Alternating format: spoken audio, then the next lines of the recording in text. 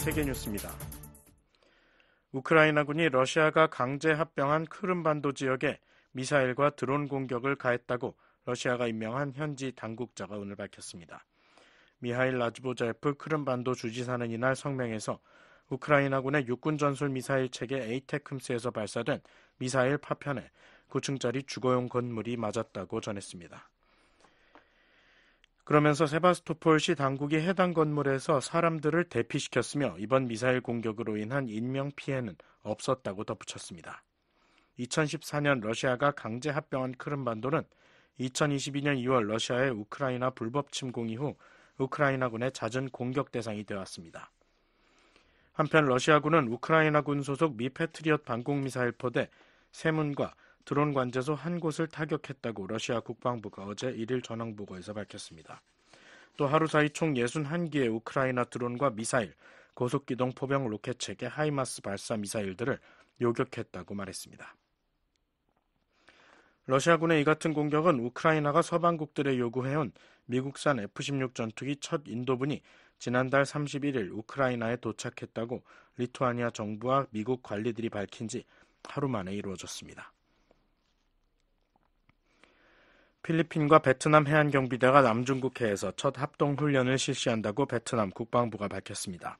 베트남 국방부는 어제 성명에서 양국 간 합동훈련을 위해 필리핀에 베트남 해경전력을 파견한다면서 베트남 해경이 방문 선박을 조직한 것은 이번이 처음이라고 말했습니다. 그러면서 이번 훈련에서 양국의 해양법 집행 능력과 구조와 화재 예방 훈련 등을 실시할 것이라고 밝혔습니다. 베트남 해경선박은 5일 마닐라에 도착할 예정으로 알려졌습니다.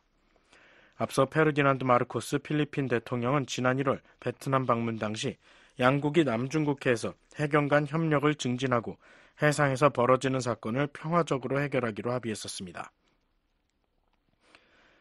이런 가운데 필리핀 해군은 지난달 31일 남중국해에서 미군 함정과 연합훈련을 한 데 이어 오늘 일본 해상자위대 전력들과 필리핀 배타적 경제수역 내에서 첫 연합훈련을 실시했다고 필리핀군이 밝혔습니다. 중국은 남중국해 대부분 지역에 대한 영유권을 주장하면서 필리핀, 베트남, 브루나이, 말레이시아, 타이완 등 주변국들과 갈등을 빚고 있습니다. 주요 7개국 G7 외무장관들이 베네수엘라 당국에 최근 실시됐던 대통령 선거 투표 관련 정보를 투명하게 공개할 것을 촉구했습니다. 미국, 캐나다, 프랑스, 독일, 이탈리아, 일본, 영국 외무장관과 유럽연합 외교안보고위 대표는 어제 공동성명을 통해 지난 7월 28일 평화적으로 다수의 투표권을 행사했던 베네수엘라 국민들에게 우리의 연대를 표명한다며 이같이 말했습니다. 그러면서 국내외 독립적인 참관자들의 보고에 따르면 베네수엘라 대선 결과와 선거 과정의 진행 방식, 특히 최종 투표 집계 과정에서의 불규칙성과 투명성 부족에 대한 심각한 우려가 제기되고 있다고 밝혔습니다. G7 외무장관들은 베네수엘라 국민의 의지가 선거 결과에 반영되는 것이 무엇보다 중요하다며 선거 결과를 소상히 밝히고 선거 당국이 모든 관련 정보를 야권과 무소속 선거 참관인들과 즉시 공유할 것을 촉구했습니다. 조 바이든 미국 대통령과 루이스 이나시우 룰라 다시우바 브라질 대통령도 지난달 30일 전화회담에서 같은 내용을 촉구한 바 있습니다. 앞서 베네수엘라 선거당국은 지난달 말 실시된 대선에서 니콜라스 마두로 대통령이 51.2% 득표율로 44.2%를 득표한 에드문도 곤살레스 우르티아 후보를 누르고 3연임에 성공했다고 발표한 바 있습니다. 하지만 야권은 곤살레스 후보가 70%가량의 지지를 얻은 것으로 나타난 출구 조사 결과를 제시하면서 강하게 항의했고 이후 수천 명이 참가한 시위가 전국적으로 일어났습니다. 조 바이든 미국 대통령은 어제 이루어진 미국과 러시아의 수감자 맞교하는 외교가 이룬 쾌거라며 앞으로도 이런 노력을 계속하겠다고 밝혔습니다. 바이든 대통령은 이날 성명에서 수년 동안 부당하게 억류돼 있던 이들을 포함해 상상할 수 없는 고통과 불확실성을 견뎌온 모두의 고통이 드디어 끝났다며 이같이 말했습니다. 이어 세계 곳곳에 부당하게 구금돼 있거나 인질로 잡혀있는 모든 미국인들이 그들의 가족과 다시 만날 때까지 멈추지 않을 것이라고 밝혔습니다. 바이든 대통령은 독일, 폴란드, 슬로베니아, 노르웨이, 튀르키예를 포함해 일련의 협상 과정에서 미국과 함께해준 동맹국들에도 사의를 표했습니다. VOA 세계뉴스 김시영입니다.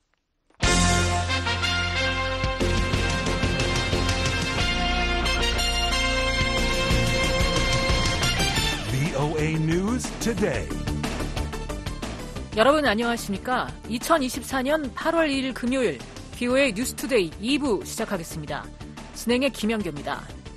이 시간에 보내드릴 주요 소식입니다.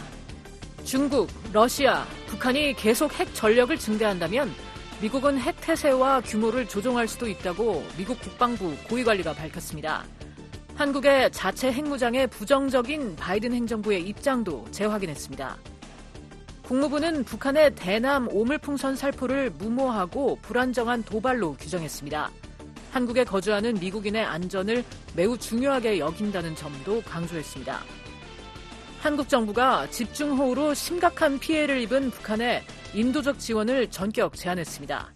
북한이 한국을 교전 중인 적대국으로 규정하는 등 남북 관계가 최악인 가운데 한국 측 제안을 받아들일지 주목됩니다. 내일 북한 날씨는 전 지역 대체로 흐리고 비 오겠습니다. 최저기온은 17에서 26도, 최고기온은 27에서 35도, 바다의 물결은 동해 앞바다 0.5에서 1m, 서해 앞바다 0.5에서 1m 일겠습니다. 첫 소식입니다. 중국, 러시아, 북한이 계속 핵 전력을 증대한다면 미국은 핵 태세와 규모를 조종할 수도 있다고 미국 국방부 고위관리가 밝혔습니다. 한국의 자체 핵무장에 부정적인 바이든 행정부의 입장도 재확인했습니다. 이종훈 기자입니다. 비핀나랑 국방부 우주정책 담당 차관보는 이를 중국, 러시아, 북한의 핵 궤도에 변화가 없다면 현재 배치된 우리 핵전력의 규모나 태세에 변화가 필요한 시점에 도달할 수 있다고 밝혔습니다. We now find ourselves in nothing short of a new nuclear age, an unprecedented mix of multiple revisionist nuclear challengers. 나랑 차관보는 이날 워싱턴의 싱크탱크인 전략국제문제연구소가 핵위협과 동맹국의 역할을 주제로 연대담에서 중국, 러시아, 북한을 지목해 우리는 지금 군축이나 위험 감소 노력에 관심이 없는 다수의 수정주의 핵 도전국들이 전례 없이 혼재된 새로운 핵시대에 접어들었다고 말했습니다. 이어 그들은 각자 핵무기를 급속히 현대화하고 확장하며 자신들의 목표를 달성하기 위해 공개적으로 핵무기 사용을 위협하고 있다면서 이에 대응해 미국의 핵태세를 조정할 수도 있음을 시사했습니다. 나랑 차관보는 아직 비축량을 늘릴 필요는 없지만 배치된 역량의 수를 조정해야 할 수도 있다며 우리는 무제한이 아닌 현명하고 유연한 태세를 추구하지만 이를 달성하려면 현재보다 더 많은 또는 다른 역량을 배치해야 할 수도 있다고 밝혔습니다. There is no need to grow the stockpile yet, but adjustments to the number of deployed capabilities may be necessary if our adversaries continue. 그러면서 우리는 핵무기고에 대한 제약이 완전히 사라지는 세상에 대비해야 한다고 강조했습니다. 아울러 오늘날 미국의 핵능력을 현대화하고 미래태세 조정에 대비하는 건 우리의 적국들이 전략적 군축 논의에 관여하도록 독려하는 데 도움이 될 수 있다고 덧붙였습니다. 그러나 우리의 적들이 계속해서 자신과 세계를 덜 안전하게 만드는 선택을 한다면 미국은 새로운 핵시대에 성공적으로 경쟁하고 침략을 억제하며 동맹국을 안심시키기 위해 필요한 일을 할 준비가 돼 있다고 밝혔습니다. 나랑 차관보는 북한의 핵과 미사일 위협이 미국과 동맹국들에게 어려운 과제라는 점도 지적했습니다. 북한은 중국이나 러시아와 같은 주요 강대국 경쟁자는 아니지만 핵과 탄도미사일 역량을 지속적으로 개선하고 다양화하면서 미국과 영내 동맹국들의 한반도에서의 충돌과 위험 고조, 그리고 핵으로 무장한 여러 영내 행위자의 개입 등 억제의 딜레마를 안겨주고 있다는 겁니다. While not a major power rival like the PRC and Russia, North Korea's continued improvement and diversification of its nuclear and ballistic missile capabilities. 게다가 여러 유엔 안보리 결의를 위반하는 북한과 러시아의 전략적 협력 증대는 우려스럽고 핵무장 적대국 간 협업과 심지어 공모 가능성까지 보여주고 있다고 말했습니다. 나랑 차관보는 한국의 자체 핵무장에 대한 미국 정부의 부정적인 입장도 재확인했습니다. I think it is in South Korea's interest to be an equal partner in our extended deterrence relationship. 나랑 차관보는 관련 질문에 한국이 미한 핵협의그룹 NCJ를 통한 확장 억제를 강화하는 것이 중요하다면서 한국이 자체 핵무기를 추구하는 것보다 확장 억제 관계에서 동등한 파트너가 되는 것이 한국의 이익에 부합한다고 생각한다고 말했습니다. 이어 한국이 핵무기를 추구하는 건 비용이 많이 들고 시간이 걸리며 잠재적으로는 한국을 취약하게 만들 수 있다고 말했습니다. 그러면서 미 정부의 입장은 미한 NCG가 한반도에서 한국이 직면한 안보 문제에 대한 우리의 최선의 해결책이라는 것이라고 강조했습니다. 나랑차관보는 NCG는 지난해 4월 23일 채택된 미한 정상의 워싱턴 선언에 명시된 미한 확장 핵 억제 관계 강화를 위한 바이든 대통령과 한국 윤석열 대통령의 구상을 이행해왔다는 점을 상기시켰습니다. 이에 우리는 앞으로 나아갈 길을 제시하는 지침 문서에 서명하고 동맹 전반의 통합을 촉진하기 위한 작업을 시작했다며 미한 양국은 이제 동등한 파트너로서 북한의 핵 및 기타 형태의 전략적 공격에 대한 억지력을 강화할 것이라고 밝혔습니다. 미한이 삼국 안보 협력 강화의 중요성도 거듭 강조했습니다. 나랑 차관보는 지난해 캠프 데이빗 정상회의 이후 미한일 삼국 협력은 그 어느 때보다 강력해졌다며 우리는 영내 모든 파트너십에 걸쳐 신흥 도전에 함께 대처하기 위한 삼국 및 다자 간 접근 방식을 계속 발전시킬 것이라고 말했습니다. Trilateral partnership between the United States, the ROC, and Japan is stronger than ever following last year's Camp David summit. 그러면서 미한일 3국 간 더욱 빈번하고 광범위한 고위급 논의는 우리가 억지 정책과 전략적 메시지 그리고 영내 안보를 강화하는 활동을 조율할 수 있게 할 것이라고 강조했습니다. VOA 뉴스 이존입니다. 국무부는 북한의 대남 오물풍선 살포를 무모하고 불안정한 도발로 규정했습니다. 한국에 거주하는 미국인의 안전을 매우 중요하게 여긴다는 점도 강조했습니다. 함지아 기자입니다. 베단트 파텔 국무부 수석 부대변인은 한국에 대한 북한의 오물풍선 부양을 규탄했습니다. 파텔 부대변인은 1일 브리핑에서 오물풍선 관련 질문에 이는 도발이라며 무모하고 불안정하며 전적으로 도움이 되지 않는 행위라고 답했습니다. It is a provocation. It is something that we find to be reckless and destabilizing and also just 이어 한국에 거주 중인 미국인과 관련해 미국이 어떤 대응을 해야 하느냐는 추가 질문에 우리의 영사 업무는 매우 중요하다며 우리는 미국인의 안전과 안보를 매우 중요하게 여긴다고 파텔 부대변인은 밝혔습니다. Our consular efforts are of vital importance to us. We take the safety and security of Americans incredibly seriously. I don't have any. 그러면서 한국에서의 노력과 관련해서는 필요에 따라 계속 다루겠다는 것 외에 구체적으로 전할 말은 없다고 덧붙였습니다. 앞서 북한은 지난 5월 28일부터 지난달 25일까지 약 10번에 걸쳐 한국을 향해 오물풍선을 부양했습니다. 한국 언론은 경찰청 자료를 인용해 이 기간 오물풍선이 발견된 장소는 서울 용산구 대통령실 청사 경내를 포함해 3,359곳이라고 보도했습니다. 북한 오물풍선은 인천공항과 김포공항의 항공기의 이착륙을 중단시키기도 했습니다. 북한의 오물풍선 살포에 대응해 한국 군 당국은 대북 확성기 방송을 재개했습니다. VOA 뉴스 함지아입니다. 한국 정부가 집중호우로 심각한 피해를 입은 북한의 인도적 지원을 전격 제한했습니다. 북한이 한국을 교전 중인 적대국으로 규정하는 등 남북 관계가 최악인 가운데 한국 측 제안을 받아들일지 주목됩니다. 서울의 김환용 기자와 자세한 내용 알아보겠습니다. 김환용 기자.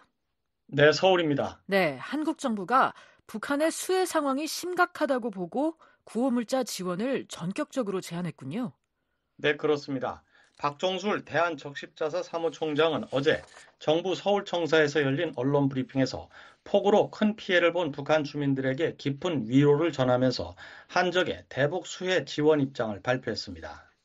우리 측은 북한 주민들이 처한 인도적 어려움에 대해 인도주의와 동포애의 견지에서 북한의 이재민들에게 긴급히 필요한 물자들을 신속히 지원할 용의가 있음을 밝힙니다. 박 사무총장은 이어 지원 품목과 규모, 지원 방식 등에 대해서 북한 적십자회 중앙위원회와 협의할 준비가 돼 있다고 밝혔습니다. 남북관계에서 한적과 북한 적십자회는 남북 간 긴급 수해 지원이나 이산가족 상봉 등 인도주의 교류협력 교섭 창구 역할을 하는 기관입니다. 북한이 작년 4월 7일부터 남북 연락 채널을 일방적으로 차단한 때문에 한국 정부는 한적의 언론 브리핑 방식으로 지원 의사를 공개했습니다. 한국이 북한의 인도주의 지원을 제의한 것은 윤석열 정부 들어선 지난 2022년 5월 신종 코로나 바이러스 방역 협력과 관련한 실무 접촉을 제의한 이후 처음입니다. 네, 김 기자, 한국 정부가 북한에 지원 제의를 한 배경은 무엇인가요? 네, 한국 정부는 1일 오전까지만 해도 대북 인도 지원 여부와 관련해 피해 상황을 주시하고 있으며 현재로선 드릴 말씀이 없다는 입장이었습니다. 그런데 오후에 이처럼 전격적으로 지원 제한을 한 것은 북한의 수해가 심각하다고 판단한 때문으로 보입니다. 윤석열 정부는 북한의 핵무력 고도화와 불법 도발 행위에 대해선 단호하게 대응하면서도 인도적 위기 상황에 대해선 언제든 지원에 열려 있다는 의사를 표명해 왔습니다. 김영석 전 한국통일부 차관입니다. 윤석열 정부가 했던 기조가 인도적인 것은 하겠다라는 거니까 이번에 이제 북한에서 사진 같은 거 보면 엄청난 피해가 있잖아요. 그리고 또 국제기구도 그런 지원 움직임도 있는 거고.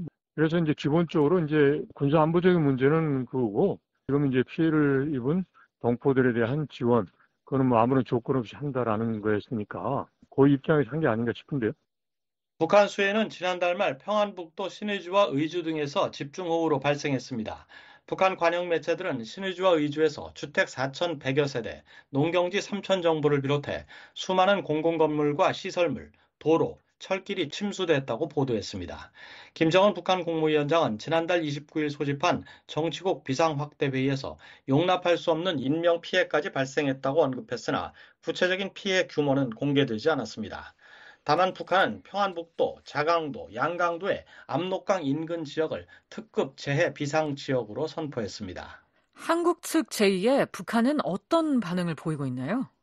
네, 한국 정부는 북한의 수해 구호물자 지원을 제의한 이후 남북 연락처널 통화를 시도하고 있지만 북한은 아무런 응답을 하지 않고 있습니다.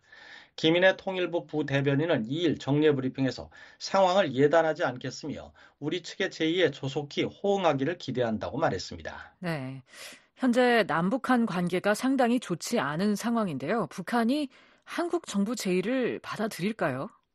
한국 측의 대북 수해 지원은 지난 1995년을 시작으로 그리고 2010년을 마지막으로 지금까지 모두 5차례 이루어졌습니다. 북한이 이번에 지원 제의를 수락하면 한국 정부는 북한 측과 협의를 거쳐 식량과 의약품 등을 남북협력기금을 활용해 지원할 것으로 예상됩니다.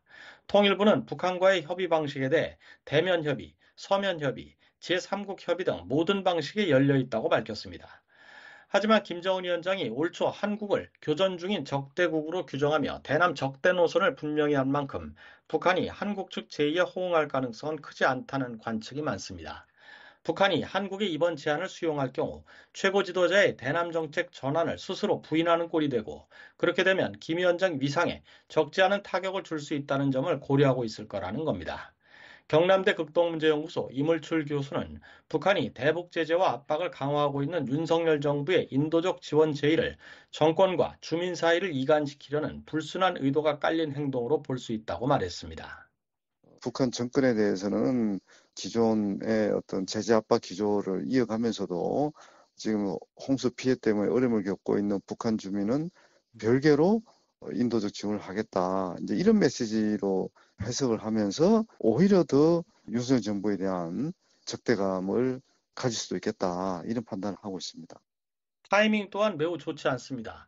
한국 내 탈북민 단체의 대북 전단지 살포와 북한의 대남 오물풍선 살포가 이어지고 있고 9.19 군사합의의 사실상 파기 이후 비무장지대의 긴장감도 높아진 상태입니다. 또 오는 19일부터는 북한이 극도로 예민하게 반응하는 미한 연합 군사훈련 을지 프리덤 실드가 실시됩니다. 네, 한국 내 일각에선 국제기구를 통한 우회 지원 방안도 검토해야 한다는 목소리가 있다고요? 네, 그렇습니다. 이 같은 제안은 한국 정부의 구호물자 지원 제의를 수용 또는 거부하는 주체는 결국 북한 당국인데 북한 당국이 이미 적대국으로 선을 그은 한국 정부의 제의를 받아들이겠냐는 문제의식에서 나오는 얘기입니다. 서울대 통일평화연구원 장용석 박사는 북한 주민들에게 실질적인 도움이 될 수 있게 지원 성사 가능성이라는 측면에서 보면 정부의 직접 지원 대신 국제기구를 통한 우회 지원을 검토할 필요성이 있다고 말했습니다. 수해 피해가 굉장히 크긴 큰 것 같은데 실질적인 지원 효과를 조금 더 주목을 한다 그러면 국제기구를 통한 방식으로라도 차선책으로라도 지원하는 방안도 배제하지 말고 좀 검토를 했으면 좋겠다 싶은 생각은 들어요. 한편 북한 매체들은 김정은 위원장이 연일 수해 현장을 직접 진두지휘하는 모습을 보도했는데요. 이에 대해서는 한국에서 어떤 평가가 나오나요? 네, 북한 매체들에 따르면 김 위원장은 지난달 28일 압록강이 범람한 신의주시와 의주군을 돌아봤습니다. 이어 29일부터 이틀간 신의주시에서 진행한 노동당 중앙위원회 제8기 제22차 정치국 비상확대회의에서 이번 홍수에 대비하지 못해 큰 피해가 발생한 책임을 물어 리태섭 사회안전상과 자강도당위원회 책임비서 등을 전격 교체했습니다. 북한 매체들은 김 위원장이 구명 보트를 타고 신의주 침수 피해 현장을 살펴보는 모습과 김 위원장이 이재민 구출에 나선 헬기를 배경으로 지휘하는 모습을 담은 사진 등을 보도했습니다. 한국 정부 산하 국책연구기관인 통일연구원 조한분 박사는 김 위원장이 자연재해를 자신의 애민 지도자상을 부각시키는 계기로 활용하고 있다고 말했습니다. 소위 재난 리더십, 애민을 보여주고 천재인데 인재로 몰아서 사회안전상을 해임하고 그러니까 책임을 전가하고 본인이 진두지휘하는 아니 최고 지도자가 헬기장에서 비를 왜 맞습니까? 그건 보여주는 거죠. 왜냐 그 정도로 지금 민심이 사납다고 그래요. 내부에서. 조 박사는 김 위원장이 공연 관람 등 이른바 전승절 기념 행사들을 즐기던 지난달 27일에 신의주와 의주에선 이미 침수 피해가 발생하고 있었다며 이 때문에 민심이 나빠진 점을 의식해 김 위원장의 행보를 돋보이게 하려는 이미지 정치가 한층 강화하고 있다고 진단했습니다. 서울에서 VOA 뉴스 김환영입니다. 미국 정부가 북한 수해 복구 지원 문제와 관련해 국제사회의 대북 지원 노력을 지지한다는 입장을 밝혔습니다. 북한이 국제 인도주의 활동가들의 조속한 복귀를 허용할 것도 촉구했습니다. 안소영 기자입니다. 미국 국무부가 이를 우리는 북한에 중요한 인도주의적 지원을 제공하기 위한 국제사회 노력을 지지한다고 밝혔습니다. 국무부 대변인은 이날 지난달 27일 발생한 집중호우로 수해를 입은 북한을 지원할 의향이 있느냐는 VOA의 질의에 이같이 답하면서 우리는 북한이 국제 인도주의적 활동가들의 북한 복귀를 조속히 허용하기를 희망한다고 덧붙였습니다. 이어 미국은 인도적 지원과 비핵화 사안을 별개로 보고 있다는 점을 분명히 밝혀왔다고 말했습니다. 국무부 대변인은 미국 정부는 가장 도움이 필요한 북한 주민들에게 인도적 지원이 원활히 제공될 수 있도록 돕고 있다고 상기했습니다. 그러면서 이는 유엔 1718위원회에서 북한의 지원을 제공하려는 전 세계 단체들의 대북 제재 면제 신청을 신속하게 검토하기 위한 지속적인 노력에서 가장 잘 드러난다고 부연했습니다. 이어 1718위원회가 북한의 구호활동 촉진을 위해 지금까지 100여 건의 인도주의적 면제 요청을 승인했다고 설명했습니다.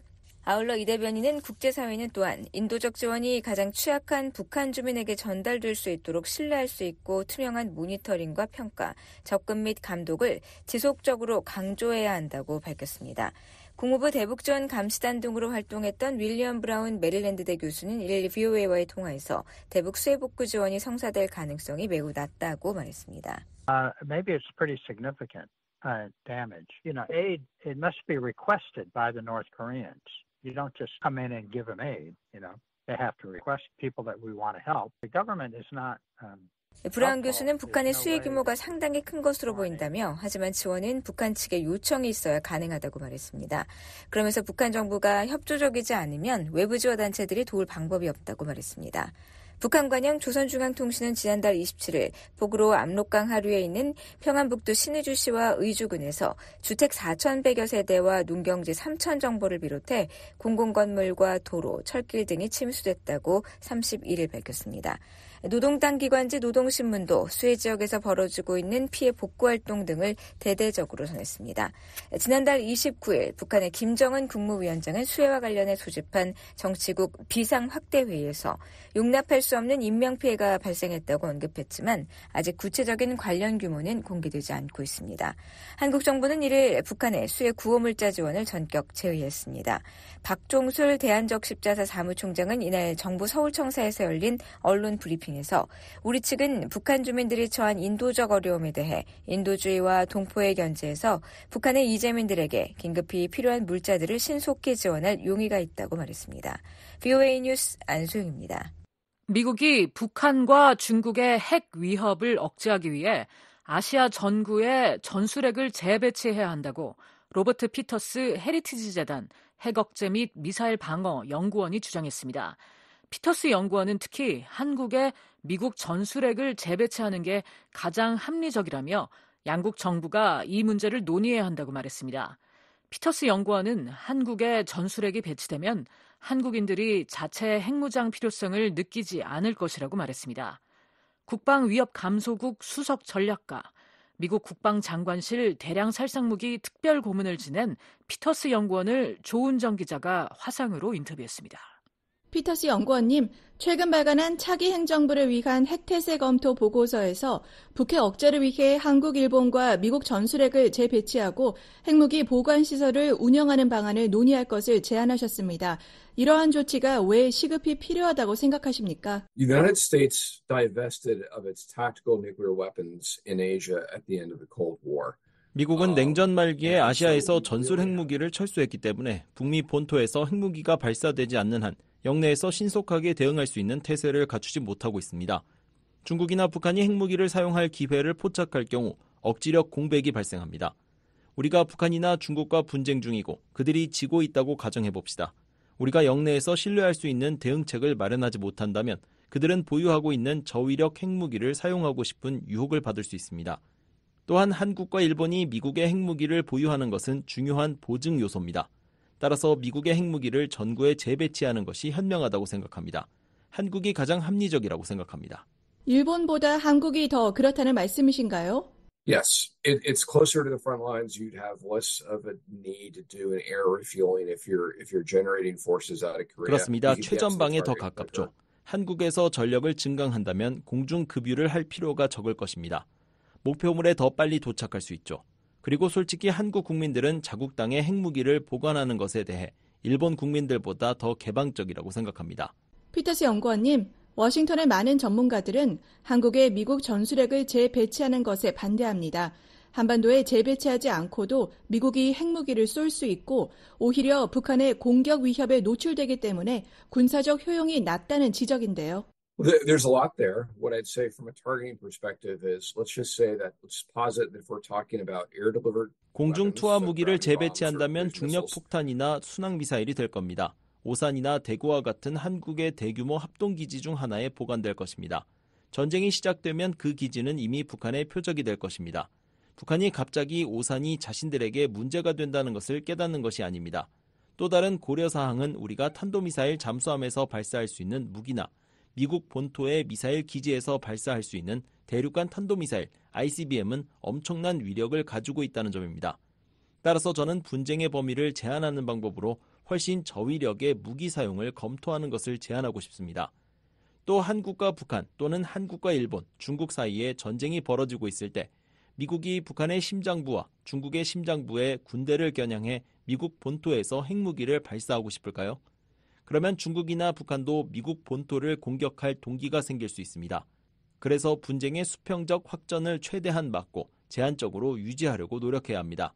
그리고 북한이나 중국의 목표물을 타격할 무기를 한국에서 발사한다면 북태평양의 폭격기나 탄도미사일 잠수함에서 발사하는 것보다 훨씬 더 빠르게 진행될 것입니다. 한국도 전술핵무기의 저장과 운용 비용을 함께 감당해야 할까요?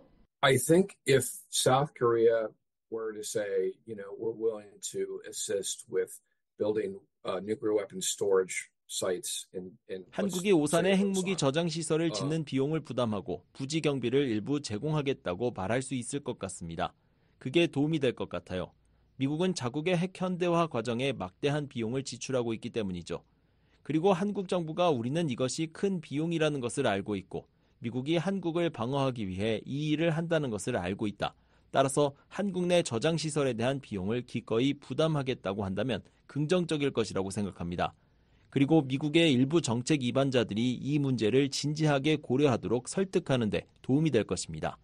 피터스 연구원님, 오랫동안 한국에 미국 전술핵을 재배치하는 데 대한 반대 의견이 많았습니다. 그런데 지난해부터 랜드 연구소, 전략국제문제연구소 CSIS 등 많은 미국 연구소에서 전술핵 무기를 재배치하거나 최소한 저장시설이라도 마련하는 논의를 시작해야 한다는 의견을 내고 있습니다. 상황이 어떻게 바뀐 건가요? The threat's changed. I can't state enough how much the 2021 discovery of the Chinese nuclear breakout 위협이 바뀌었습니다. 2021년 중국의 핵 확장이 미국의 생각에 큰 영향을 미쳤습니다. 중국은 핵 능력을 확장하기로 전략적 결정을 내렸고 더 이상 수백 개의 핵탄두만 보유한 최소한의 억지 태세에 만족하지 않습니다. 그들의 성명이 이것을 증명하고 있습니다. 중국은 더 이상 선제 공격 금지 정책을 고수하지 않으며 시진핑 주석이 주변부의 문제를 다룰 수 있는 세계 수준의 군대를 갖고자 하는 야망을 밝혔습니다.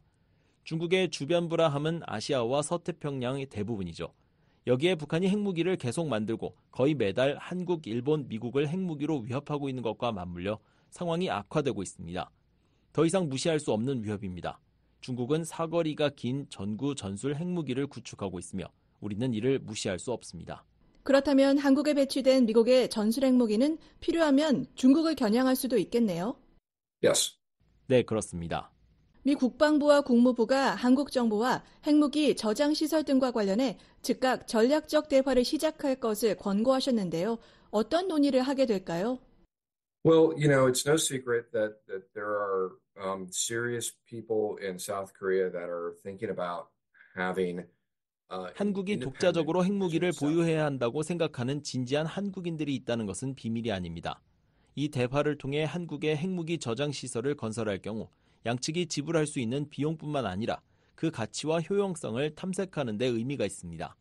이에 더해 보험적 요소도 있죠. 여러분이 정당한 안보 우려를 가지고 있다는 것을 이해하고 있으며 왜 독자적인 핵무기 능력을 갖추는 것에 대해 생각하게 만드는지 이해한다는 얘기를 할 수 있습니다. 하지만 한국이 그 능력을 갖추기 전에 미국, 한국, 일본의 이익을 방어하고 궁극적으로 북한과 중국의 침략을 억제하기 위해 미국의 핵무기를 전구에 재도입하는 다른 선택지를 검토해 봅시다라고 말할 수 있는 겁니다. 우리가 이 일에 성공한다면 한국과 일본은 더 이상 핵무기를 만들 필요성을 느끼지 못할 것입니다. 저는 이것이 전략 대화가 탐색해야 할 큰 부분이라고 생각합니다. 지금까지 로버트 피터스 헤리티지 재단 핵억제 및 미사일 방어 연구원으로부터 미국 전술핵의 한국 재배치 시 효과의 영향에 대해 들어봤습니다. 인터뷰의 조은정 기자였습니다. 오는 9월 개막하는 제79차 유엔 총회에서 북한 인권 문제가 의제로 예고됐습니다. 일부 안보리 상임이사국의 거부권 남용 문제도 의제 목록에 올랐는데 대북 제재 전문가 패널에 대한 러시아의 거부권 행사 사례가 다뤄질지 주목됩니다. 함지아 기자가 보도합니다. 유엔이 제79차 유엔 총회 예비 의제 목록에 북한 인권 문제를 포함시켰습니다. 유엔 사무국은 오는 9월 개막하는 유엔 총회를 앞두고 공개한 이 목록에서 유엔 총회는 제78차 회기에서 오는 제79차 회기에서도 북한의 인권 상황에 대한 조사를 계속하기로 결정했다며 이를 위해 유엔 사무총장에게 북한의 인권 상황에 대한 포괄적인 보고서 제출을 요청했다고 밝혔습니다. 이어 북한 인권 특별 보고관에 대해서도 계속해서 조사 결과와 권고안을 보고하고 유엔 북한 인권 조사위원회 COI의 권고안을 이행하기 위한 후속 조치에 대해서도 보고할 것을 요청했다고 덧붙였습니다. 이 내용 바로 뒤에는 제78차 유엔 총회 본회의에서 채택된 북한 인권 결의가 참고 문건으로 첨부됐습니다. 유엔 총회는 매년 인권을 담당하는 제3위원회에서 북한 인권 문제를 논의하고 이후 북한의 인권 상황에 대한 우려를 담은 북한 인권 결의안을 채택합니다. 유엔 총회는 지난해 12월에도 북한의 조직적이고 광범위한 인권 침해를 규탄하고 개선을 촉구하는 내용의 북한 인권 결의안을 채택했었습니다. 수전 숄티 북한 자유연합 의장은 이와 관련해 지난해 말 BOA에 북한 주민들이 자국에서 일어나고 있는 일들을 우리가 인식하고 있다는 것을 이해하고 북한 정권의 권력자들에게 이 문제에 대해 우리가 책임을 물을 것이라는 것을 알리는 것이 정말 중요하다고 말했습니다. It's also really important for the people of North Korea to understand that we recognize what's happening in their country. 김성주 유엔 북한 대사는 지난해 11월 유엔 총회 3위원회에서 북한 인권 결의안이 채택될 당시 이에 강력하게 반발했습니다. The anti-TPRK draft resolution circulated by European Union every year at the instigation of the United States is 김 대사는 미국의 사주로 유럽연합이 매년 유포하는 반공화국 결의안 초안은 조국에서 범죄를 저지르고 가족을 버리고 탈북한 인간 쓰레기들의 날조된 증언으로 작성된 허위 조작 음모로 일관된 사기 문서라고 주장했습니다. 2005년부터 북한 인권 결의안을 채택해오고 있는 유엔 총회는 지난 2016년부터는 컨센서스, 즉 표결 없이 합의 방식으로 이를 통과시키고 있습니다. 따라서 올해도 예년과 같은 방식으로 북한 인권 결의안이 채택될지 주목됩니다. 한편 유엔 총회는 안보리 상임이사국의 거부권 사용 문제도 의제로 예고했습니다. 유엔 사무국은 이번 목록에서 유엔 총회는 제77차 회기의 임시 의제에 거부권 사용을 포함하기로 결정했다면서 이 항목은 결의 1항에 따라 총회 의제로 남아있어야 한다고 밝혔습니다. 앞서 유엔 안보리는 지난 2022년 5개 상임이사국이 특정 사안에 대해 거부권을 행사할 경우 그 이유를 의무적으로 설명하도록 하는 결의안을 채택한 바 있습니다. 이 결의의 1항에는 상임이사국의 거부권이 행사된 지 10일 이내에 유엔 총회가 공식 회의를 소집해 관련 토의를 하도록 하는 내용이 담겨 있습니다. 앞서 유엔 총회는 지난 2022년 6월 북한의 대륙간 탄도미사일 ICBM 발사 등에 대응한 안보리 대북 결의안에 중국과 러시아가 거부권을 행사한 사례를 놓고 회의를 개최했습니다. 또 지난 5월에는 안보리 대북제재위원회 전문가 패널이 러시아의 거부권 행사로 임기가 종료된 문제와 관련해서도 회의를 열었습니다. 따라서 새 유엔 총회 회기에서 북한과 관련된 내용이 거부권 사용의 주요 사례로 등장할 가능성이 있습니다. BOE 뉴스 함재합니다. 캐나다는 지난달 실시한 북한의 불법 환적 감시 활동이 다국적 공조 노력의 일환이라고 밝혔습니다. 자유롭고 개방된 인도태평양과 규칙 기반 국제 질서 유지에 대한 캐나다의 의지를 보여준다고 평가했습니다. 안소영 기자가 보도합니다. 캐나다 국방부는 1일 최근 한반도 주변에서 벌인 북한 선적 선박과의 불법 환적 감시 활동은 유엔 안보리 대북제재 이행을 지원하기 위한 노력의 일환이라고 설명했습니다. 캐나다 국방부 공보실은 이날 관련 활동에 대한 BOA의 논평 요청에 2024년 6월 중순부터 7월 말까지 해군 호위함 몬트리올함이 불법 해상 활동에 초점을 맞춘 모니터링 및 감시 활동을 벌였다면서 이 같은 모니터링은 유엔 안보리 대북제재 이행을 지원하기 위한 다국적 공조 노력에 대한 캐나다의 기여인 네온 작전의 일환으로 실시됐다고 말했습니다. 그러면서 캐나다는 북한의 불법적인 밀수 활동을 막고 유엔 안보리 결의의 무결성을 지키기 위해 호주와 프랑스, 독일, 이탈리아, 일본, 네덜란드, 한국, 뉴질랜드, 영국, 미국 등 태평양 안보 해양 교류 파트너들과 함께 광범위한 다국적 이니셔티브의 일환으로 네온 작전을 수행한다고 부연했습니다. 이어 양자 및 국제훈련 참여와 결합된 유엔 안보리 대북제재에 대한 캐나다 방위군 병력과 자산의 지원은 자유롭고 개방된 인도태평양 지역에 대한 캐나다의 공약을 보여줄 뿐만 아니라 규칙에 기반을 둔 국제질서 유지에 대한 캐나다의 의지를 동맹국과 파트너들에게 보여준다고 강조했습니다. 아울러 뜻을 같이 하는 파트너들과 이 같은 긴밀한 협력은 인도태평양 지역의 평화와 안보, 안정을 지키기 위한 노력을 지원한다고 덧붙였습니다.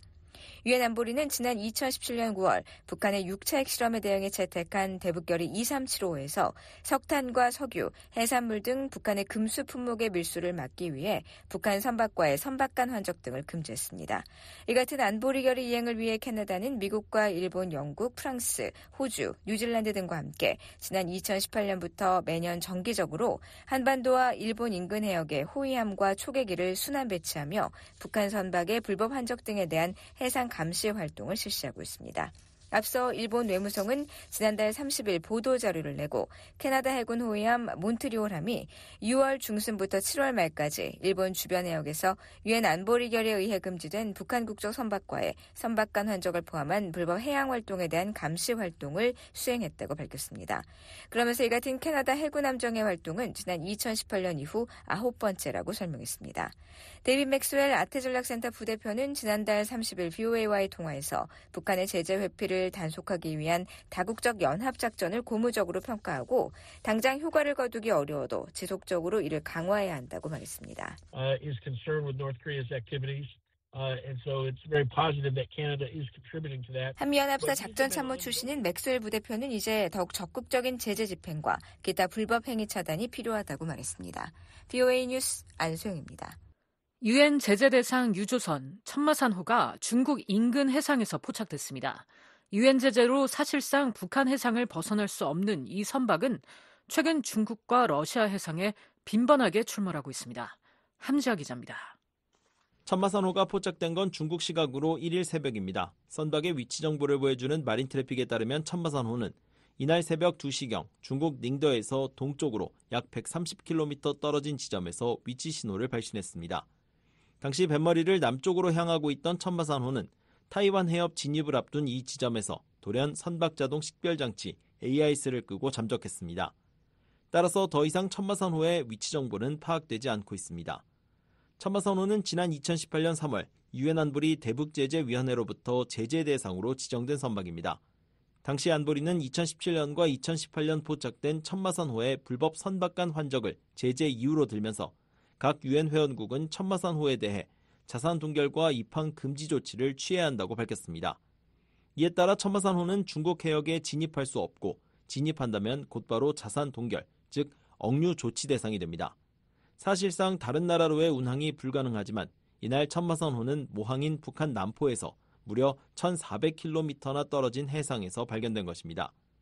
천마산호가 발견된 타이완 인근 동중국해는 과거 북한 선박이 제3국 선박과 불법 환적을 통해 유류를 건네받은 곳으로도 잘 알려져 있습니다. 따라서 이번에도 천마산호의 불법 환적 가능성이 제기됩니다. 최근 천마산호가 중국과 러시아 해상 등에서 빈번하게 포착된다는 점도 주목되는 부분입니다. 앞서 BOA는 지난 6월 러시아 인근 해역에 머물던 천마산호가 위치 신호 장치를 끄고 나호카항을 빠져나오는 듯한 항적을 보였다고 보도했습니다. 또 지난해 10월엔 천마산호가 중국 푸저우시 인근 해상에서 발견됐다고 전한 바 있습니다. 현재 천마산호가 계속 운항 중인 점으로 본다면 중국이나 러시아 정부가 이 선박을 억류하진 않은 것입니다. 앞서 베단트 파텔 국무부 수석 부대변인은 지난해 10월 천마산호가 중국 해역에서 발견된 것과 관련한 질문에 구체적인 사안에 대해 알지 못한다면서도 그것이 제재 대상 선박이라면 또 어떤 종류의 제재 위반이라도 이는 우려할 만한 일이라고 말했습니다. If it's a sanctioned vessel, any kind of subversions of sanctions against that would of course be concerning, but I'm not aware. 그러면서 우리는 중국이 북한의 불안정한 활동을 억제하는데 건설적인 역할을 할 수 있다고 믿어왔고 지금도 그렇다고 말했습니다. 남아프리카 공화국 해군 대령 출신으로 유엔 안보리 대북제재위원회 전문가 패널에서 활동한 닐 바츠 전 위원은 지난달 2일 BOA와의 전화통화에서 자산 동결 대상 선박은 제재 지정 선박으로 압류돼야 한다며 관련 내용을 담은 안보리 결의 2270호 12항을 근거로 들었습니다. A vessel subject to asset freeze, a designated vessel, should be seized. That's what asset freeze means. BOA는 천마산호의 중국 인근 해상 운항과 관련된 내용을 문의한 상태로 현재 답변을 기다리고 있습니다. BOA 뉴스 함지아입니다. 2024 파리 올림픽 탁구 혼합 복식 시상식에서 남북한과 중국 선수들이 함께 셀카를 찍는 모습이 전 세계적으로 화제가 되고 있습니다. 탈북민들은 정치가 아닌 휴머니즘을 보여줘 반갑다면서도 선수들이 귀국 후 처벌을 받을 수도 있다는 우려를 나타냈습니다. 김영권 기자입니다. 지난 30일 프랑스 파리에서 열린 2024 파리올림픽 탁구 혼합복식 시상식. 중국, 북한, 한국의 선수들이 각각 금은 동메달을 목에 건 뒤 다 같이 셀카를 찍었습니다. 한국의 임종훈 선수가 스마트폰을 들어 올리자 북한의 리정식과 김금용 선수도 동참했습니다. 리정식 선수는 다소 굳은 표정이었지만 김금용 선수는 미소를 머금었고 한국과 중국 선수들은 환하게 웃었습니다. 원래 올림픽 시상식엔 휴대전화 반입이 금지되어 있었습니다. 하지만 올해부턴 국제올림픽위원회 IOC 공식 후원사인 한국의 삼성전자가 제공하는 스마트폰으로 기념사진을 찍는 빅토리 셀피 순서가 생겨 이런 친풍경이 가능했습니다. 파리올림픽 기간 중 한국 선수들과 눈도 마주치지 않고 경직된 채 움직이던 북한 선수들이 한국 선수들과 셀카를 찍자 전 세계 주요 언론들은 감동적인 장면이라며 대대적으로 사진을 소개했습니다. 김정은 북한 국무위원장이 남북한을 적대적 두 국가 관계로 규정한 뒤 남북관계가 계속 악화하는 가운데 나온 장면이라서 이 사진과 영상은 큰 화제가 되었습니다. 심지어 중국 당국자들과 해외 주재 중국 공관, 관영 매체들도 올림픽 정신을 보여주는 것이라며 긍정적으로 평가했습니다. 화춘잉 중국 외교부 부부장은 31일 X에 이 사진을 게재하며 스포츠로 하나 되는 올림픽 정신을 진정으로 구현한 순간이라고 말했습니다. 탈북민들은 기쁘면서도 우려스럽다는 반응을 보였습니다. 영국에서 인권운동가로 활동 중인 박지연 아태 전략센터 인간안보 담당 선임연구원은 영국 등 유럽에서도 이 사진이 화제가 되고 있다며 휴머니즘을 보여주기 때문으로 풀이했습니다. 아마 이게 휴머니즘이 아닐까요? 이게 올림픽이라는 것이 체육이지만은 이제 전 세계인들에게는 또 다른 이제 휴머니즘의 그 장르를 보여주는 그런 것이잖아요. 그래서 그 북한이라는 것이 지금도 그 외부 정보를 받다고 해서 젊은 학생들을 막 사용하는 그런 무서운 것에서 나온 그 젊은 청년들이 처음으로 이렇게 올림픽이라는 곳에 와서 한국과 또 이제 특히 이제 한국이잖아요. 한국 선수들과 웃으면서 사진을 찍을 수 있다는 것 자체가 이제 모든 사람들에게 충격인 것 같아요. 그래서 저희도 지금 일단 보는 마음으로는 흐뭇한데요. 박선임 연구원은 특히 사랑과 빛의 도시로 불리는 파리에서 철저한 통제 생활을 하던 북한의 청년 선수들이 잠시 해방의 순간을 맞은 것 같아 훈훈하다고 말했습니다. 하지만 동시에 근심도 늘었다고 전했습니다. 8년 만에 그래도 은메달 받아서 기뻐해야 되는데 기쁨은 잠시인 것 같아요. 그 선수들이 미래 고향으로 돌아갔을 때 받아야 되는 또 그 정신적 스트레스 이런 것 때문에 저희가 기뻐할 수가 없어요. 네. 어떤 제재를 받을지 이거에 대해서도 또 저희는 또 생각을 해야 되니까. 박선임 연구원은 아울러 국제사회가 감동적인 남북한 선수들의 셀카 사진 뒤로 여전히 탄압받고 있는 북한 주민들의 삶도 기억해 주길 바란다고 말했습니다. 10대 후반에 북한을 탈출해 6년 전 난민주의를 받아 미국에 입국한 폴리 씨는 남북 선수들의 셀카 사진이 세계적으로 주목받는 자체가 자신에겐 낯설게 느껴진다고 말했습니다. 미국 등 대부분의 나라에선 자유롭게 셀카를 찍고 바로 인터넷 사회 관계망 서비스에 올리는 건 일상이 됐는데 북한이라서 주목을 받는 모습이 좀 씁쓸하다는 것입니다. 진짜 뭐 여기는 그게 그렇게 뭐 뉴스에까지 나와서 북한 선수들이랑 한국 선수들이랑 사진 찍었다고 뭐 그 정도인가 할 정도는 여기는 뭐 당연한 일이고 여기는 뭐 외국인 선수들이랑 사진 찍고 같이 뭐 셀카 찍고 뭐 소셜 미디어에다 올리고 자기 팬이랑 뭐 자기 뭐 선수들이랑 사진 찍고 셀카 찍고 그게 여기는 너무 당연하죠. 리 씨는 그러나 반동사상 문화배격법 등으로 청년들이 매우 힘들다는 소식을 듣고 있다면서 한국 선수들과 사진을 찍었다는 이유로 자신과 24살 동갑으로 알려진 리정식 등 두 선수가 처벌받지 않을까 우려된다고 말했습니다. 뭐 지금 김정은이는 뭐 진짜 뭐 지금 한국에 너무 잘 살고 한국인 문화가 계속 들어와서 우리 젊은 사람들이 거기에 대해서 알면은 정권이 흔들리고 하니까 아예 그 통일에 대한 그 희망도 그냥 딱이 트기 전부터 그냥 지금 잘라버리려고 지금 거기 경기에 나가서 한국 선수들이랑 사진 찍고 다 타고 하면은 아무래도 김정은이 사상과는 뭐 많이 다르니까 그래도 그게 처벌 대상이 되지 않을까 싶습니다. 미국 내 탈북민 1호 박사인 텍사스주의 조세판 프레리비오 A&M대 교수는 북한도 과거와 비교해 많이 변해서 청년들이 스마트폰으로 셀카를 찍는다고 전했습니다. 그러면서 북한 청년 선수들도 자신이 가르치는 미국의 대학생들처럼 자유롭게 셀카를 찍고 싶을 것이라며 그러나 해외에선 상황이 다르기 때문에 본인들도 안타까워할 것이라고 말했습니다. 북한 정권에서 그걸 철저히 막으려고 하죠. 그런데 사람들이 마음을 막을 수가 없죠. 그런 학생들이 젊은 순수한 학생들이잖아요. 나와서 경기에 참가하고 젊은 친구들 들어가 보니까 막지 못하죠. 근데 좀 그래도 자기를 위해서 자기 가족도 걸려 있고 자기 행동 하나로서 가족도 제재를 받을 수 있고 그러니까 그에 대해서는 많이 조심하죠. 그러나 북한은 하루빨리 그게 열렸으면 좋겠어요. 저는 북한은 통일은 아니더라도 남과 북이 그러니까 대만하고 중국처럼 이렇게 왕래할 수 있을 정도가 됐으면 좋겠다. 그런 생각입니다. 북한 복싱 국가대표 상비군 선수를 지낸 한국의 한설송 씨는 열악한 상황에서 메달을 딴 북한 후배들이 자랑스럽다고 말했습니다. 그러면서 은메달이 김정은 덕분이 아니라 자신이 땀으로 성취한 결과란 사실을 잊지 않았으면 좋겠다고 말했습니다.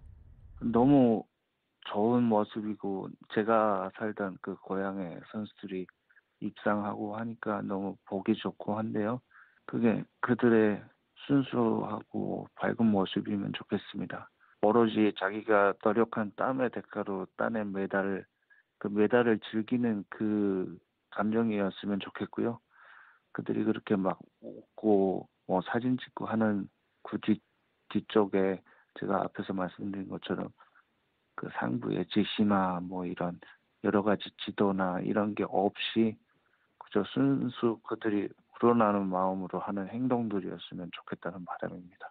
한 씨는 또 평양에서 한국보다 더 나은 메달을 받았기 때문에 경직되지 말고 당당히 임하라고 지시했을 수도 있다며 셀카 때문에 향후 처벌을 받지 않을 가능성도 있다고 말했습니다. 북한의 관영 매체들은 리정식과 김금용 선수가 은메달을 땄다는 소식은 짤막하게 전했지만 화제가 되고 있는 셀카 사진은 물론 시상식 장면도 이를 현재 전하지 않고 있습니다. BA 뉴스 김영권입니다. 한국 전쟁 당시 의료 지원국인 독일이 유엔군 사령부의 18번째 회원국으로 합류했습니다.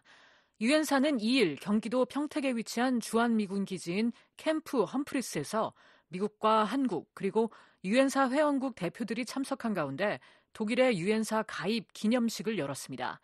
방한한 보리스 피스토리우스 독일 국방부 장관은 기념식에서 우리는 힘의 법칙이 아닌 규칙의 힘을 믿는다며 유엔사에 합류해 한반도의 안정에 크게 기여할 것이라고 밝혔습니다. 폴 러케마라 유엔군 사령관은 독일의 유엔사 합류가 국제 협력을 강화하기 위한 중요한 진전이 될 것이라며 오늘부터 우리는 평화롭고 안정적인 한반도, 동북아시아, 인도태평양을 위한 비전을 실현하기 위해 함께 노력할 것이라고 말했습니다. 신원식 한국 국방부 장관은 이에 앞서 오전 용산 국방부 청사에서 피스토리우스 장관과 가진 회담에서 독일의 유엔사 회원국 가입으로 대한민국과 유엔사가 한반도 평화와 안정 유지, 북한 위협 공동 대응을 위한 새 동반자를 얻게 됐다고 환영했습니다.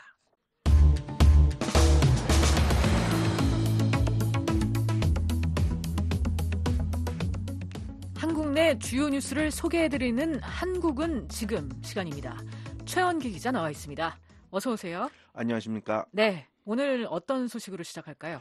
파리올림픽에서 남북한 여자 복싱 권투 선수들이 모두 메달을 확보했습니다.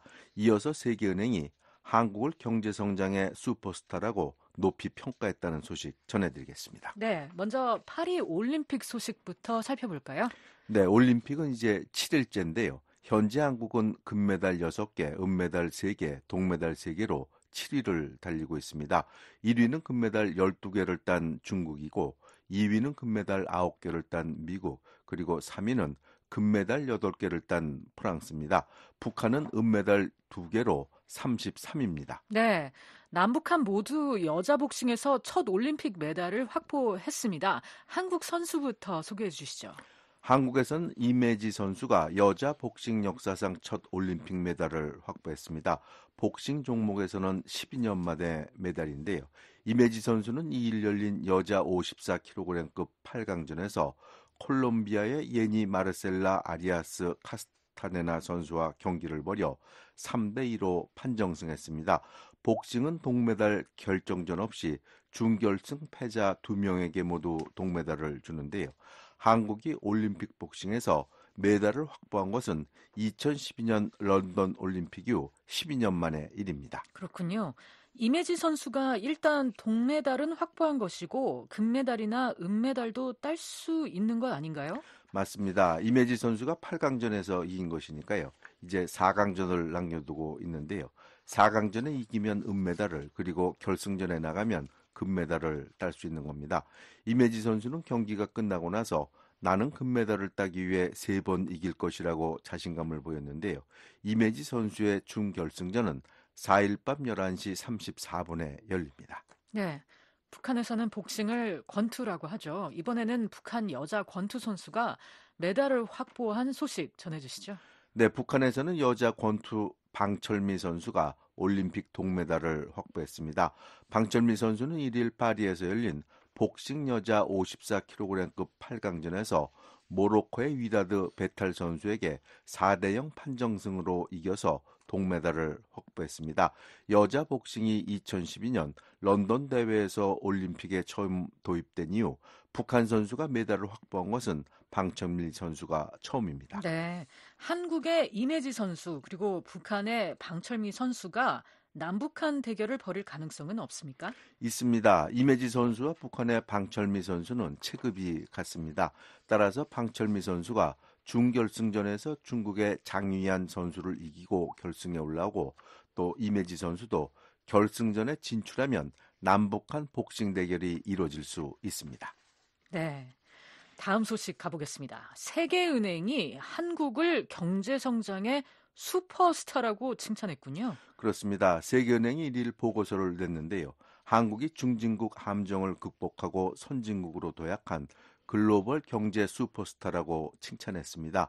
그러면서 한국 경제는 각국의 경제 정책가들이 반드시 참고해야 할 모범 사례라고 밝혔습니다. 네, 슈퍼스타라고 하면 잘하는 사람 중에서도 뛰어나게 잘한다는 뜻일 텐데 경제 성장이 그만큼 눈부셨다는 뜻인가 봐요.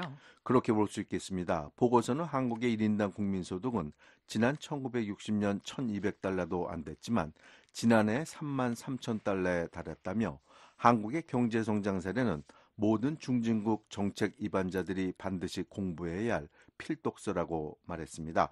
또 보고서는 한국의 눈부신 경제 발전을 기적에 비유하면서 한국이 지난 25년간 이뤄낸 경제적 성과를 오늘날의 중진국들이 50년 만에 달성해도 기적이라고 말했습니다. 네. 이번 보고서는 중진국 경제가 어떻게 성장을 못하고 정체되는지 또 이를 어떻게 극복할 것인지에 대해서 초점을 맞췄는데 어떤 국가를 중진국이라고 하는지 설명해 주시죠. 네, 중진국은 저소득 국가, 즉 후진국을 벗어났지만 아직 선진국이 되지 못하는 나라를 의미하는데요. 세계은행은 1인당 국민 총소득이 11,000달러에서 13,000달러 범위에 있는 나라를 중진국으로 보고 있습니다. 현재 전 세계에서 108개국이 중진국으로 분류되는데요. 지난 1990년대부터 한국을 포함해 총 34개 국가가 중진국에서 고소득국으로 올랐었습니다. 네, 그러면 중진국의 함정이라는 건 뭔가요? 중진국의 함정이란 과거 가난했던 나라가 온갖 고생을 해가며 중진국이 됐지만 그 후 성장 동력을 상실해 성장이 정체되는 현상을 말합니다. 그러니까 잘 사는 선진국이 되지 못하고 중진국에 그대로 주저앉아 있는 국가를 의미하는 것으로 보시면 될 것 같습니다. 네. 그런데 한국은 어떻게 해서 중진국의 함정에 빠지지 않고 선진국이 된 걸까요? 네, 세계은행은 중진국의 함정에 빠지지 않고 선진국이 되려면 세 가지가 필요하다고 밝혔습니다. 그것은 투자, 기술 도입, 그리고 혁신인데요. 이 세 단어가 영어로 모두 I자로 시작합니다. 그래서 세 개의 I라는 뜻에서 3I 전략이라고 이름을 붙였는데요. 한국은 이 세 가지를 모두 성공적으로 했다는 겁니다. 예를 들어서 1950-60년대부터 한국은 수출을 장려해 경제를 개방했습니다. 또 중진국이 된 다음에도 한국 정부는 기술 도입을 위해 연구와 개발에 각종 세제 혜택을 주고 기술 교육에도 상당한 투자를 했다는 겁니다. 네. 1997년 한국이 IMF 외환 위기를 통해 혁신을 이뤘다는 얘기도 나왔다고요? 그렇습니다. 세계은행은 1997년 외환 위기를 계기로 한국이 혁신을 이뤘다고 분석했습니다. 당시 한국은 금융과 재벌 기업의 유착과 담합이 큰 문제였는데요. 한국은 외환 위기를 극복하면서 금융과 재벌 기업에 대한 포괄적인 개혁을 추진했는데 이것이 금융과 재벌 간의 유착과 담합을 완화하면서 한국 경제가 혁신을 이뤘다는 얘기입니다. 네, 한국은 지금이었습니다. 지금까지 VOA 뉴스투데이 2부 들으셨습니다. 잠시 후에는 세계 뉴스에 이어 여기는 워싱턴입니다가 방송됩니다. 여러분의 많은 애청 바랍니다.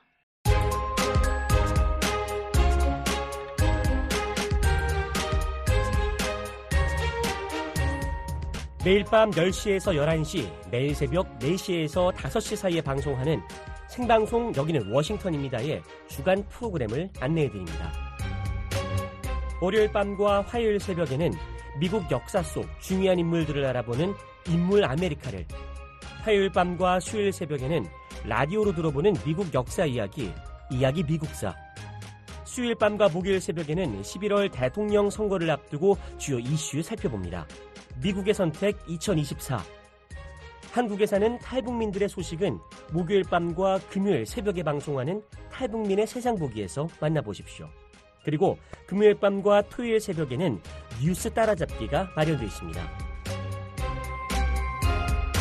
생방송 워싱턴입니다와 늘 함께 하시길 바랍니다.